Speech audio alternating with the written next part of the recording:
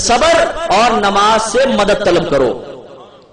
صبر خدا نہیں، نماز خدا نہیں، یہ غیر اللہ ہے، غیر خدا ہے. اور آپ کا رب آپ سے فرما رہا ہے وَاسْتَعِينُوا بِالصَّبْرِ وَالصَّلَاةِ، نماز اور صبر سے مدد طلب کرو. بتائیے کیا قرآن شرک مٹانے کے لیے آیا ہے کہ شرک کی ترغیب دینے کے لیے آیا ہے؟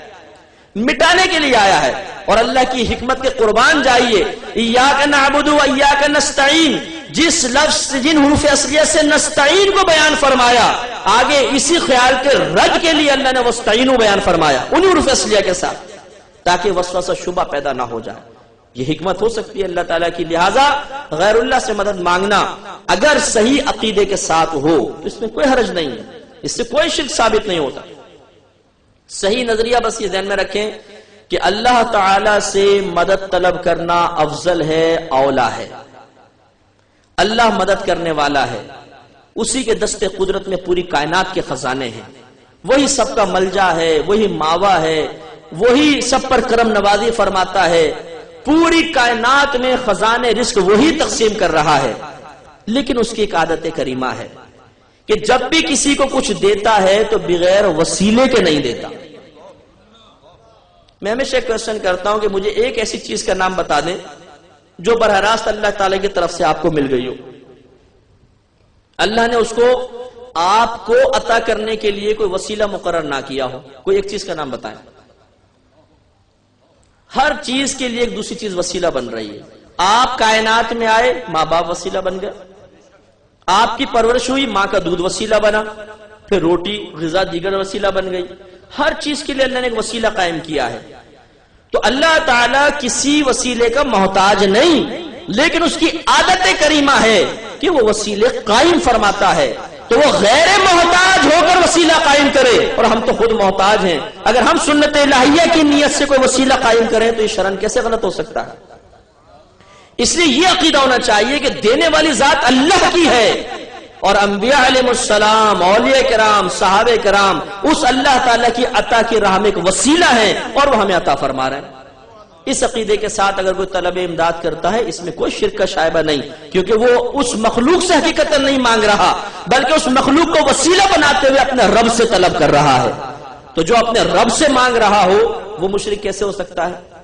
تو اس طرح آپ کئی معمولات لیتے جائیے، انشاءاللہ آپ یہ دیکھیں گے کہ وہ شرک کے زمرے میں نہیں آتے ہیں. اب یہ دیکھیے، میں آپ سے پوچھتا ہوں، بتائیے انگوٹھے چومنا شرک ہے کہ نہیں؟ اب آپ سوچیں گے اس میں شرک کا شائبہ کیا ہے؟ اگر اللہ کا نام سن کر یا اللہ کے ساتھ کوئی خاص ہوتا اس کے لیے انگوٹھے چومے جاتے، پھر نبی کے لیے ہوتا تو کوئی وسوسہ بھی آتا. اب کہاں انگوٹھے چومنا صرف نبی کے لیے خاص؟ اس میں کون سا شرک کا شائبہ ہے بتائیے؟ کچھ شرک فی ذات ثابت ہو رہا ہے، کچھ شرک فی صفات ثابت ہو رہا ہے. نبی کے لیے اگر انگوٹھے چوم کے تو آنکھوں سے لگاتا ہے تو کیا نبی کو معبود سمجھ رہا ہے، قدیم سمجھ رہا ہے، خالق و مالک سمجھ رہا ہے؟ نہیں. کیا وہ کسی صفت کے اندر کوئی اللہ کی شرکت کر رہا ہے جو اللہ تعالیٰ کی صفات جن خوبیوں سے متصف ہے وہ یہاں ثابت ہو رہی ہے؟ نہیں. تو انگوٹھے چومنا شرک کیسے ہو سکتا ہے؟ خود سوچئے.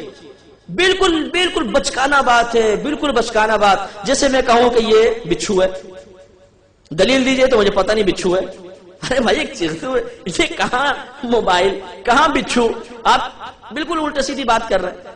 تو یہ مطلب ذرا سوچنے والی باتیں ہیں کہ شرک اتنا آسان نہیں جتنا ہم کہہ دیتے ہیں. مشرک بننا اتنا آسان نہیں جتنی جلدی سے ہم بنا دیتے ہیں. الحمدللہ ہم مسلمان ہیں، مسلمان گھرانے میں پیدا ہوئے، ہمیں شرک سے شدید نفرت ہے. مشرک قطعی جہنمی ہم مانتے ہیں، بالکل جہنم میں جائے گا. اگر توبہ کیے بغیر مر گیا تو کبھی اس کو باہر نکلنا نصیب نہیں ہوگا. لیکن واقعی مشرک کو، مسلمان کو نہیں. یاد رکھیں اگر کسی مسلمان کو مشرک کہہ دیا تو نبی کریم صلی اللہ علیہ وسلم ارشاد فرماتے ہیں، مسلم کی روایت ہے کہ جس نے کسی مسلمان کو کافر کہا اور وہ کافر نہ ہو تو یہ کفر کہنے والے کی طرف لوٹ آئے گا، وہ خود کافر ہو جائے گا. علماء نے فرمایا اس حدیث کو اس کے ظاہر پر معمول کرنا واجب ہے. اگر آپ نے کسی کو کافر کہا تو آپ بھی کافر ہو جائیں گے. کیوں ہو جائیں گے؟ اس کی لاجک آپ کو بتا دیتا ہوں، اگر ذہن میں رہے تو بہت اچھا ہے. مسلمان اور کافر یہ جو دو لفظ آپ کسی پر بولتے ہیں اس کے عقیدے کے اعتبار سے بولتے ہیں. آپ کسی کے عقیدے کو درست پاتے ہیں تو کہتے ہیں آپ مسلمان ہیں. کسی کے عقیدے میں بگاڑ اور فساد ہے، آپ کہتے ہیں آپ کافر ہو، ہے کہ نہیں؟ ایسا ہوتا ہے نا؟ تو معلوم ہوا کہ مسلمان یا کافر کہنا اصل میں عقیدے کے صحیح ہونے یا غلط ہونے کے اعتبار سے ہے۔ یہ رد المحتار میں علامہ ابن عابدین شامی رحمۃ اللہ علیہ نے علت لکھی ہے جو میں آپ کو بتا رہا ہوں۔ اب اگر آپ کسی مسلمان کو کہتے ہیں تم کافر ہو اور وہ کافر نہیں، تو ہم اسے کافر کب بولیں گے؟ جب اس کے عقیدے کفریہ ہوں گے، حالانکہ اس کے عقیدے کفریہ نہیں ہیں، مسلمانوں والے ہیں۔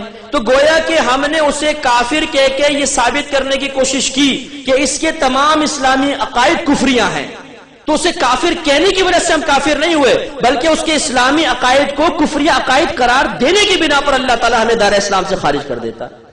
یہ ہے اصل علت۔ اب مسلمان کو مشرک کہنا کتنی بری بات ہے۔ بولتے ہیں داتا صاحب کا مزار شرک کا اڈا ہے، شرک ہو رہا ہے، لوگ سجدے کر رہے ہیں وغیرہ وغیرہ۔ میں ایک نفیس بات کہتا ہوں، ذرا سے توجہ کیجئے گا، اپنی سابقہ زندگی پہ نظر دوڑائیں دیانتداری کے ساتھ۔ آپ اگر کبھی مزار پر گئے، آپ نے اپنی آنکھوں سے کسی آدمی کو خاص سجدہ کرتے ہوئے دیکھا ہے قبر کو؟ خود سوچئے گا، بس مجھے نہ کہیں، خود سوچئے گا جو سجدے کی حیت ہے۔ کبھی آپ نے زندگی میں کسی ایک شخص کو بھی قبر کو اس طرح سجدہ کرتے ہوئے دیکھا ہے؟ دیانتداری سے سوچئے گا۔ میں خدا کی قسم کھا کے کہتا ہوں، سینکڑوں مزاروں پہ گیا ہوں، آج تک اپنی زندگی میں کسی قبر کو سجدہ کرتے ہوئے نہیں دیکھا، خدا کی قسم کھا کے کہتا ہوں۔ اور آپ بھی اب سوچیں گے آنکھیں بند کر کے تو آپ کہیں گے واقعی صحیح کہہ رہے ہیں، ہم نے تو خالی سنا ہے جی قبر پرستی ہوتی ہے، قبر کو سجدہ کر رہے ہیں۔ نہیں، کوئی سجدہ نہیں کرتا۔ پھر بالفرض کا سجدہ بھی کر رہا ہو، بالفرض سجدہ بھی کر رہا ہو، ذرا توجہ رکھیے گا، آخری بات، پھر میں اپنے میزبان کے موضوع کی طرف آؤں گا۔ تو سجدہ دو طرح کا ہوتا ہے، اور بھی قسمیں لیکن ہم بڑی دو لیتے ہیں۔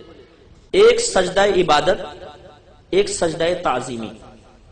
سجدہ عبادت کا مطلب یہ ہے کہ کسی کو عبادت کے لائق سمجھ کر اسے سجدہ کرنا، اور سجدہ تعظیمی کا مطلب یہ ہے کہ اسے لائق عبادت تو نہ سمجھا جائے، قابل تعظیم سمجھتے ہوئے اسے سجدہ کرنا سجدہ تعظیمی ہے۔ ہمارے مذہب اسلام کی تعلیمات کے مطابق سجدہ عبادت کفر و شرک اور سجدہ تعظیمی حرام اور گناہ کبیرہ ہے، لیکن آدمی کافر نہیں ہوتا۔ اب دیانتداری سے بتائیے، اگر ایک گاؤں کا، پنڈ کا دیہاتی بھی کسی صاحب مزار کی قبر پہ سجدہ کر رہا ہو تو کیا وہ اسے معبود سمجھ کر سجدہ کر سکتا ہے؟ میرے خیال میں کبھی بھی نہیں۔ وہ اسے اللہ کا ولی سمجھ کر، قابل تعظیم سمجھ کر ہی سجدہ کرے گا۔ کوئی بھی ایسا نہیں ہوگا کہ لائق عبادت ہے اس کو سجدہ کر رہا ہوں۔ میں سمجھتا ہوں مسلمان کے ساتھ یہ بدگمانی بالکل غلط ہے۔ یہ ہو ہی نہیں سکتا کہ کوئی مسلمان یہ سمجھے کہ یہ لائق عبادت ہے اس کو سجدہ کرو بھائی، ایسا نہیں ہو سکتا۔ لہذا زیادہ سے زیادہ آپ یہ کہہ سکتے ہیں کہ یہ حرام اور گناہ کبیرہ کا مرتکب ہے۔ اب بھی اسے کافر کہنا کیسا ہے؟ غلط ہے کہ نہیں؟ اب وہی مسلم کی روایت، اگر اب وہ صرف سجدہ تعظیمی کر رہا ہے اور آپ نے اسے کافر کہہ دیا تو وہ تو کافر نہ ہوا، آپ جو تقوی کے پیکر بنے ہوئے اور آپ کو تقوی کا ہیضہ ہو گیا، ملیریا ہو گیا، آپ کافر ہو جائیں گے۔